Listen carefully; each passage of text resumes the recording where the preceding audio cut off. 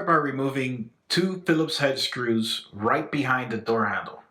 Then you have to pop off these 2 little plastic grommets with a pick and remove the 2 Phillips screws that are behind the handle here. Then the handle assembly just pops right off. Next, you grab the Phillips head screw that's on the top behind the mirror, and then you need to use your pick tool to remove these 2 little plastic tabs that are on the guide of the seatbelt. Once they are removed, you can use your Phillips head screwdriver to remove the screws behind there.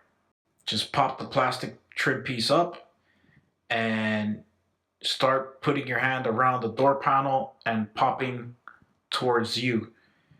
The entire door panel is on with pressure clips and it requires a little bit of force to pop off. Don't pull it off completely, as there is a rod attached behind the lock on the handle assembly, and you kind of got to get a tool behind it and wedge it out. I just used a pick tool, got behind it, and popped it right out of place.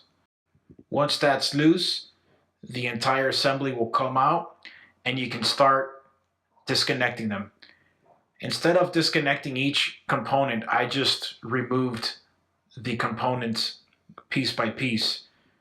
I am disassembling this car, so this is why I did it this way. You could just disconnect the component.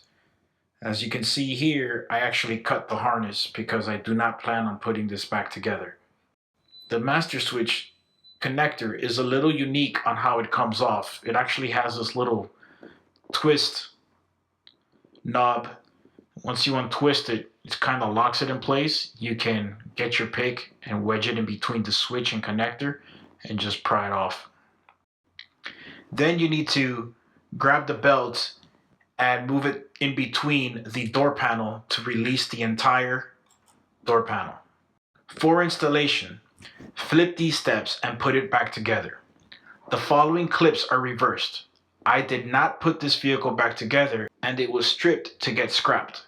Video could still be used as a guide. Put the door panel back on through the belt and line it up to the door.